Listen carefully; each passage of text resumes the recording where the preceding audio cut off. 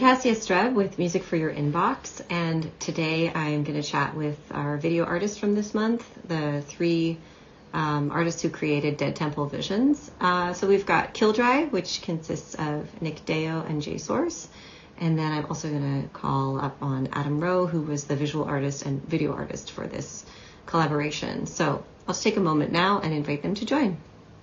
You win, Nick. You're the first one here. There we go.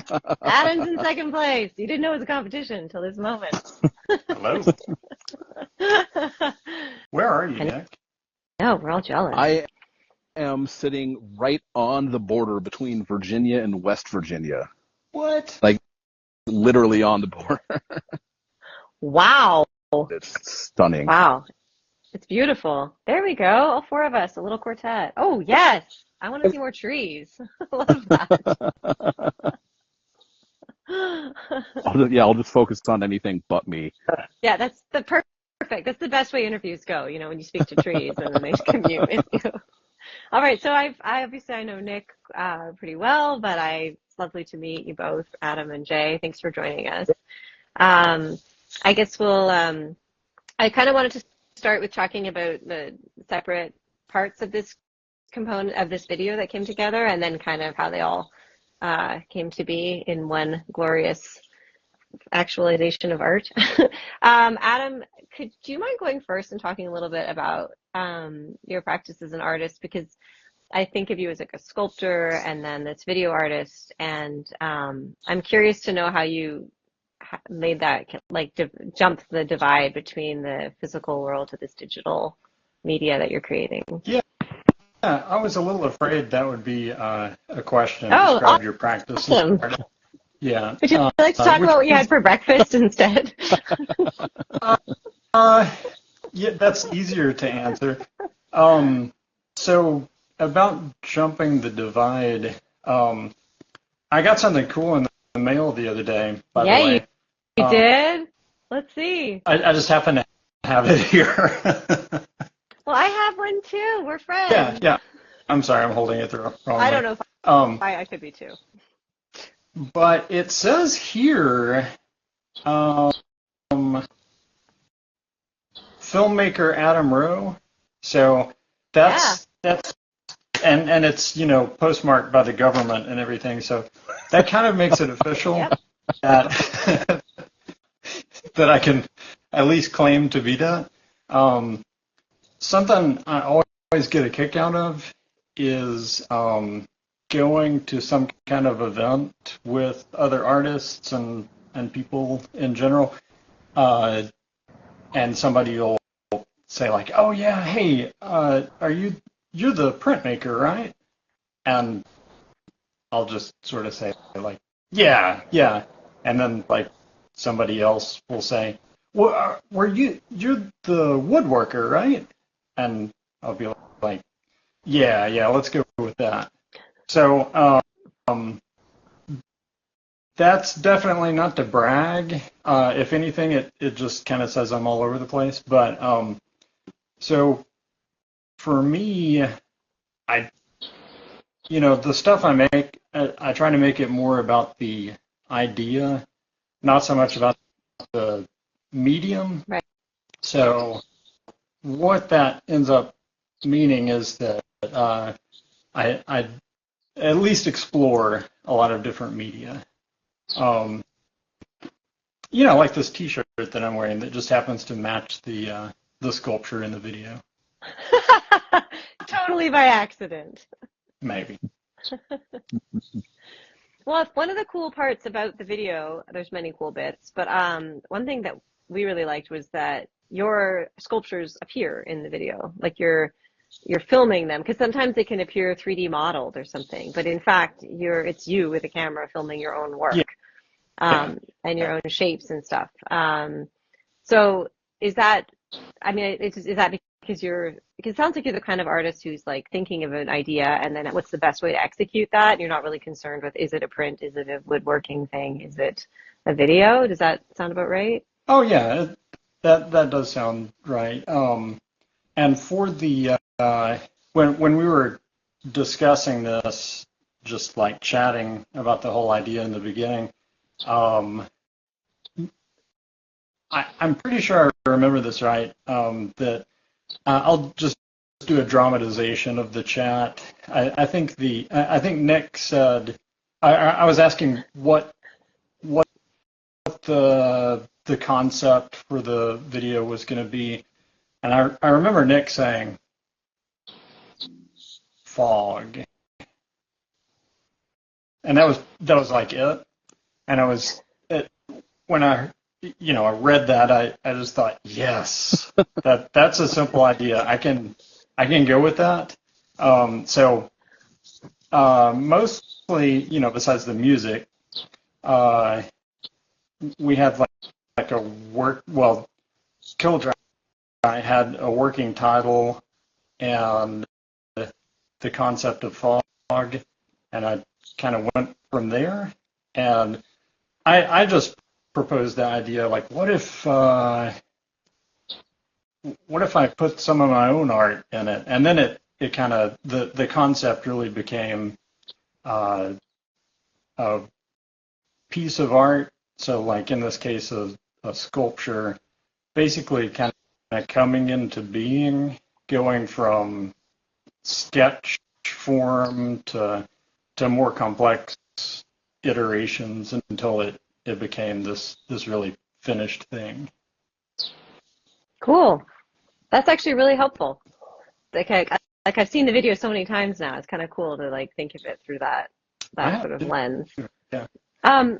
I'm curious now to hear from the other side of my screen, which is KillDry. If you would like to speak in exact unison for all of your answers, that would be tremendously helpful to me. We're really good at that. Yes, I imagine so, as every good duo partnership is. So y'all are playing your guitars, but of course with electronics. Could you talk a little bit about how you made the track that is going with this particular video? And of course, it relates to how you make all of your music. It's just like how you approach it. Like, were you thinking of fog? So I think what's kind of fun, at least for me, about this particular track is until this, all of the music that we have released publicly as KillDry has been stuff that we have recorded remotely, where I've been in LA and Jay in New York, and we've mixed then later, where we're listening to each other, live over the internet, but then recording independently and bringing things together. And the tracks for this actually were from the very first session that we recorded in a room together. That was after already a couple of years of us making music together. But about a year and a half ago, Jay was out here for our vinyl release. And then after playing a couple of shows together, we set up a bunch of cameras and a bunch of mics in my tiny office and just went for a few hours. And so it was, I think what was really interesting for me about this particular experience is it was confusing. In the moment of making it, it was confusing in ways that I'm not used to being confused with KillDry, because the material we're playing is so frequently sort of infringing on each other's sounds that there are a lot of times where I would be playing something and I was sure that what I was hearing was something Jay was doing and vice versa. And so it went in really kind of interesting territories. And so then as far as the actual track itself, it's just all it is excerpts from that session, mixed and with a little bit of editing. Usually what we'll do in our process is once we improvise everything first, and then we go through and we manipulate, we layer things, we edit things, we tighten up the timeline. In this one in particular, there's a pretty minimal amount of manipulation as compared to what a lot of our tracks are. Just the very end of it, we mess with the timeline a little bit. But for the most part, this one is pretty purely just the two of us improvising. Wow, that's really cool. I didn't realize that was the first sort of in-person collab. So, but presumably y'all met in real life to begin with? Like you physically encountered one another, or have you always been internet friends? Yeah, Jay, I'll let you handle this one. Yeah, well, Nick and I go back a ways. I played played some of Nick's music. We have, as the sort of new music world is pretty small, we have many mutual friends and acquaintances. Um, I guess the first time that we physically met was when my quartet, Hypercube, was working on Nick's piece. He wrote a piece for our quartet. And when we did the premiere, Nick came to New York. I believe that's the first time we were actually like physically in the same place. It's an interesting sort of friendship. We have, it was almost like pen pals or something. We've been distant friends many times, and then when we come together, it's like old friends. You know, it's really Right. It's a very, I mean, and KillDry too is like this very modern thing where we make most of our, or a lot of our music virtually, or not virtually, but like at a distance, and bring it together in a variety of ways. Are you doing it like Exquisite Corpse style, where you're sending each other tracks and then you're adding to it, or are you doing it in real time together? Sorry. Or, go ahead, Jay. Sorry. I mean, actually, Nick probably could answer more questions about it because he's the one that sort of figured out how to make it work. But there are ways, and in particular, because we're playing in like less sort of rhythmically rich music, it's very, very good and feels like you're in the same room. And actually, just to sort of like follow up on what Nick was saying about the sort of disorienting nature, one of the things that I had gotten used to playing in separate places is if you're confused about, well, is that me or is that him, you could just like take a headphone off. And you're like, okay, that's me, and then you can go from there. And so when you're in the same place, or like, especially like when you're on the same stage, sometimes it's this massive sound, and you know. Yeah, I mean, I've been in the. I saw you all play at High Desert Soundings, and it's not clear to the audience who's doing what, nor is it important. Because the point is the composite sound, but I can imagine if you are thinking, I'd like to add density, and you don't actually know what you're currently doing, that could be a little disorienting. Yeah, and on top of all of that, especially I think me, but both of us are doing a lot of like layering of loops and manipulating loops, and sometimes I'll have 3 and 4 loops going at the same time, and you know, so I mean, one of the big things that we both have is just an unnecessary amount of effects pedal, a massive rig. Everything is processed, and the name KillDry is like an effects pedal thing where you just turn off the dry signal, kill the dry signal, and then it's just completely, sometimes completely unrecognizable as a guitar, right? Right. Yeah, so it just doesn't matter what is creating the initial sound source. It's like the effect afterwards.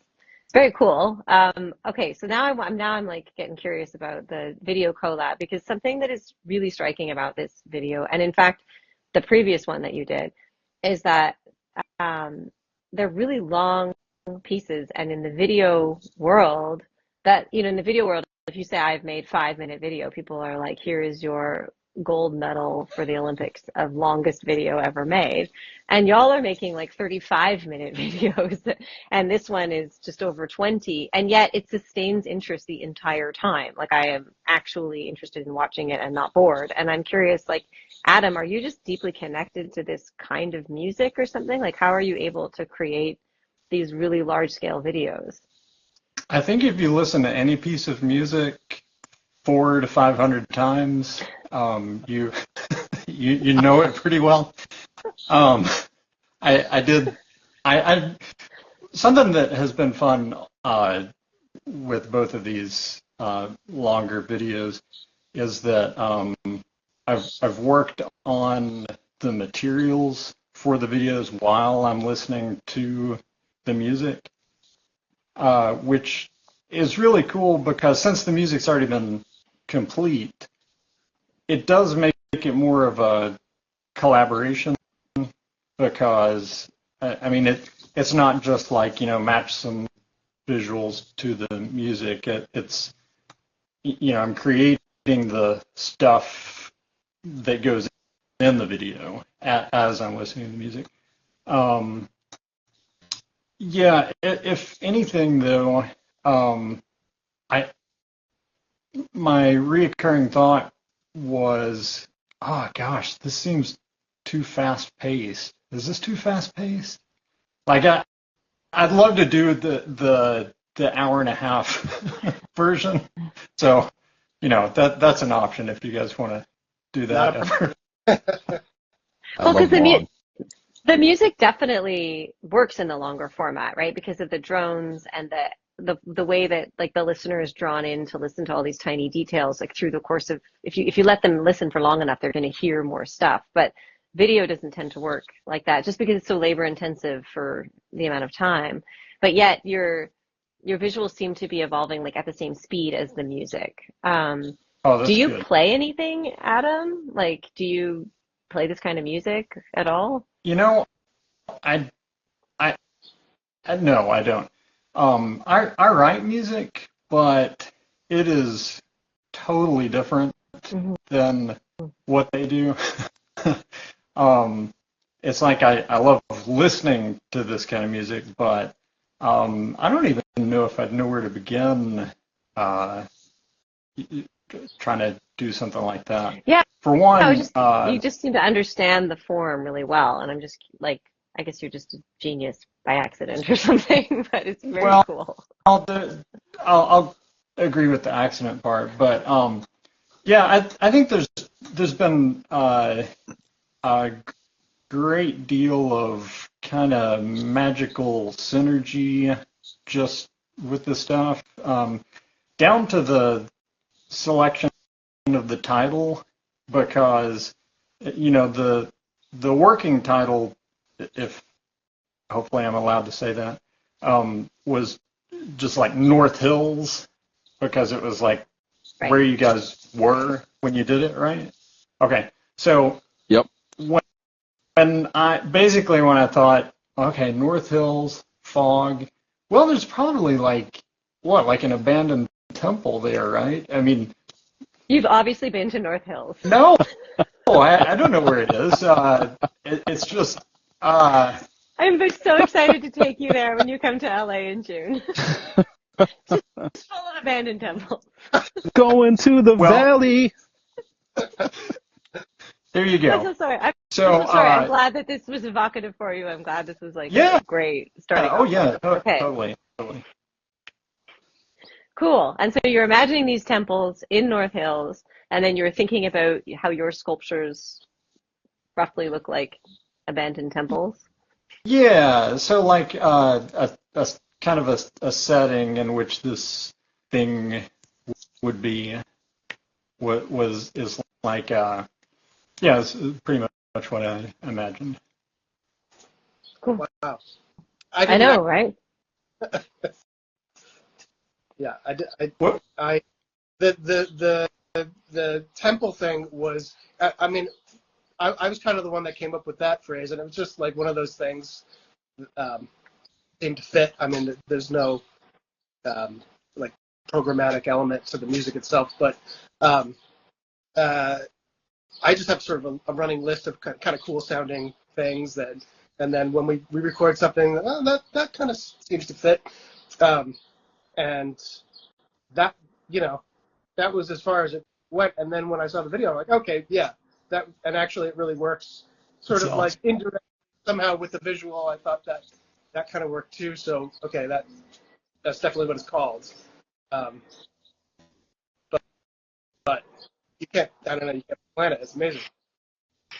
Have you all thought about doing kind of the opposite sometime? Like, I could see a world where Adam makes a film and then KillDry improvises live to it or something. Is that, We have been talking about or some like, versions about this can recently, I go to actually. that show?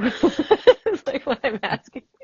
We haven't talked about a version of Adam making a film and us improvising live to it, but we have been talking about a version where Adam makes a draft of something and then Jay and I work together to build something to it, and then we sort of go back and forth that way. And so I think that's probably what's next for us, if I'm not speaking out of school here. Oh, you are. School's done. Yeah. Yeah, because so that in that sense, the structure of your trio would sort of mirror what KillDry does. So Adam would become kind of like a third member of the band in a Yeah. way. Huh. Which is, Cool. She said that. I didn't suggest that, but I'm all for that. it's been feeling like what it is. And I mean, I think also what was really interesting for me personally with the process for this video is how it evolved from our previous collaborations with Adam, where, he did the album art for our Pool of the Black Star LP, double LP, and then made a video for us also from the title track of that, where I feel like there was a lot of involvement back and forth in how we were discussing things and talking about what footage would be. And with this one, yeah, my, sort of fog metaphor, beyond that, I didn't really want to say anything beyond how I was hearing some of the music. And I think the way my memory of the conversations, at least between me and Jay, were, let's just let Adam go and see what he's going to do. Because by that point, it felt like we had, a really nice version of how things could go, and just seemed like the likelihood of it being really excellent would be there. And, when we got the first draft, we were both blown away by what he did. I still feel a little bad because on the Pool of the Black Star stuff, I feel like I sort of muscled my way in because it started out as, hey, we've got this thing. You think you could help with the editing? And then I was like, oh, I've got a little footage. And then the next thing was like, how about if I just do the entire thing? It's funny because you were brought on to edit live footage of the band performing? No, we had yeah. So yeah, like Jay and I had some ideas about a video we were trying to make. We had some footage of just miscellaneous stuff we were going to use, and Jay said, Adam mentioned that he edits. Do you want to talk? And then, like, as it went from there, it's funny that you see yourself as muscling your way in. I saw it as like, how are we not taking advantage of him right now? Like, how is this cool? Like, how is he doing this much work for us? And so I think maybe we both thought we were muscling our way into something. Sounds like a win-win. That's what you want. Yeah.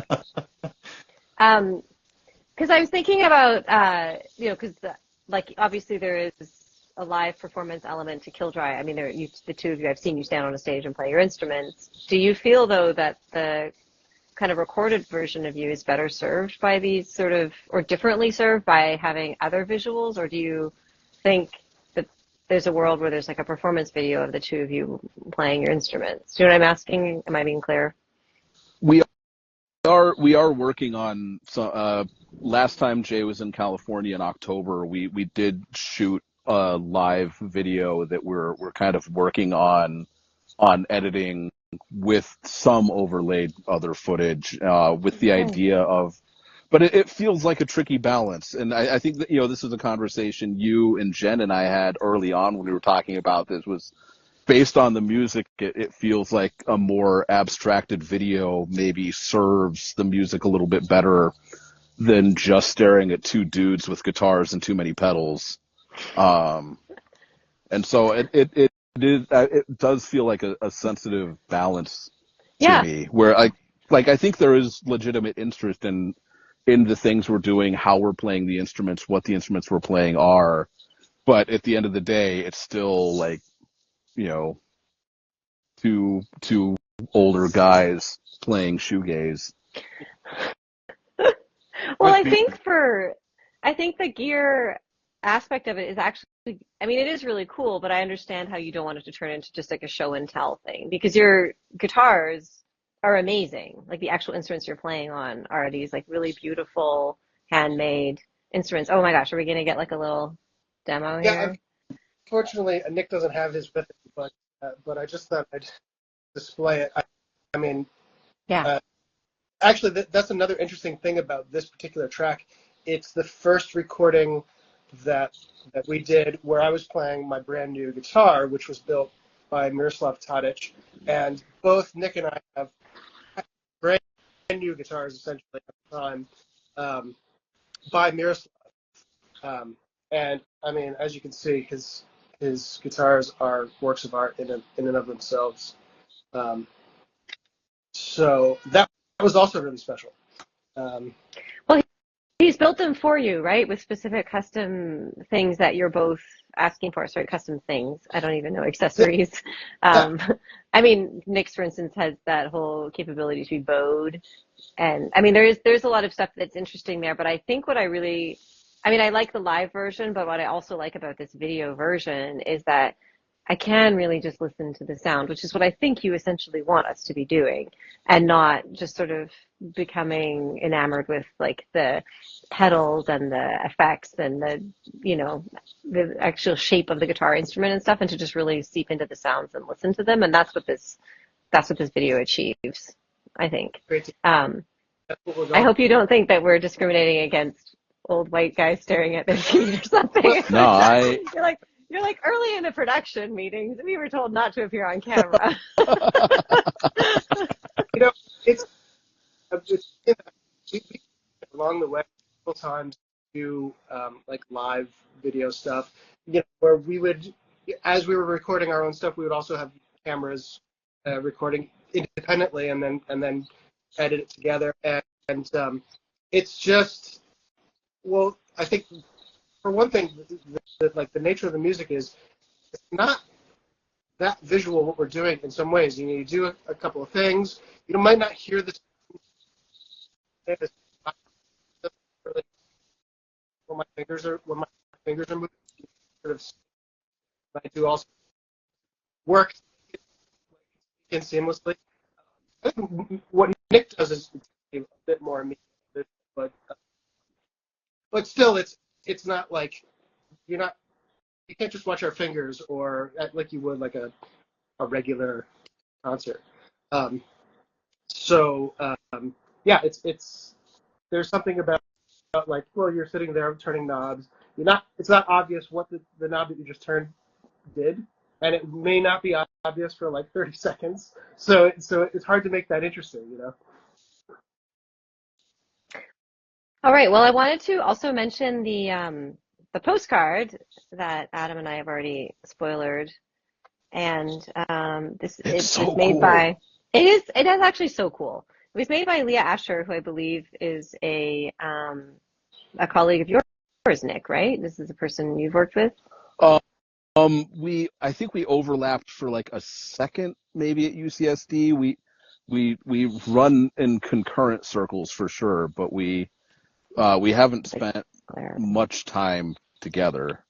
Right, but she's a musician Yeah. and a performer, and so she was able to listen to your music, like of KillDry, while working on this postcard. So the fact that the music was already kind of locked was really helpful to the project, I think, because then everything else could relate to something. And that's sort of the successful kind of synergy that we're looking for when we're putting out these pairings, is something where the visual artist talking to the sound. And in this case, there's two visual artists. We had like Adam and Leah. So one is the fixed visual art and the other one is the moving picture part. So yeah, we kind of wanted to let everyone know that this is still available, and you can order it online, and I will personally address a postcard, as I did to the three of you.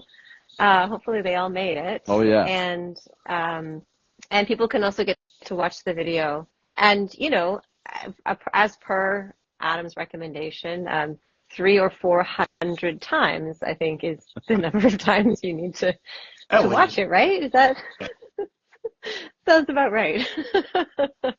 I love that number. I'm going to bring that into my own practicing. I'm going to go practice this song 300 or 400 times. All right. So anyhow, it's all available on Music for Your Inbox, in our bio, or on the regular internet.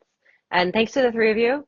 We're looking forward to your screening in June, when you're all going to be, or most of you, here in LA to, yeah, that's right. Adam's going to be here. Nick, I hope you can make it. It's June 28th at Automata. And yeah, the screenings are a great way for everyone to kind of come together. And also seeing the videos giant is really different. I will say that. it's something that we just really like to do so that we can have the artists together watching, but then also just to experience it. I don't personally have a television that large, so it's kind of a cool experience. Yeah, I'm really excited about that part of it. Cool. So people want the postcard and the video in their inbox. The tickets are online, and if you happen to be physically present in the city of Los Angeles at the end of June, you can see it in person. Thanks to the three of you. All right. Thank you. See you soon. Yeah. Bye.